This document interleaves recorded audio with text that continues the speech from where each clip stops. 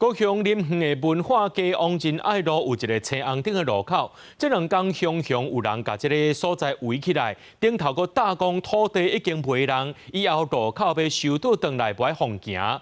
这民众去甲机关反映一查才知，这青红灯竟然设伫私人的商业土地顶头，新的地主无意愿要互大家经过，即马市政府也当咧想办法。 大概3米宽路口已经互护栏炸一半，原地也会当回车的路，即阵剩一线道通行。无论是赛车还是骑车来到路口，拢爱慢。有民众看到路口正做安尼，当作是伫咧整修道路。详细甲看护栏顶悬大字条才知影，地主甲土地卖人，以后无被防对家过。就很麻烦啊，还要绕一大圈呢、爱加设偌远啊？ 反正就是不方便了，前后都不方便。他一开始封的时候，第1天这边其实交通就有点打结了，因为大家都很习惯从这边进出啊，因为这边车流量非常的大。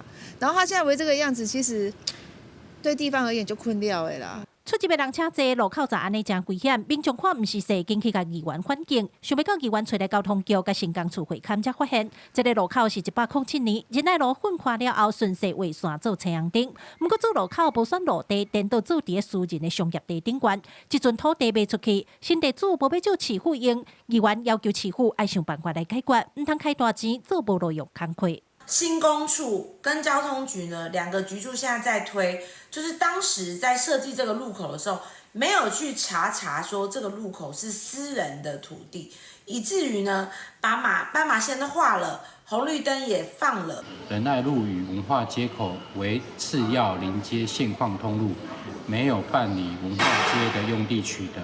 有关于地方民意，建议林园区仁爱路与文化街口的开辟。 新工处已入案。议员认为市府无事先查证，实在无够认真。即阵敢若会当赶紧提案，用边仔原本就是过过道路的路地来改造新路口，互地方居民一个安全的道路通行。记者柯亚如邱朝阳、郭永昌报道。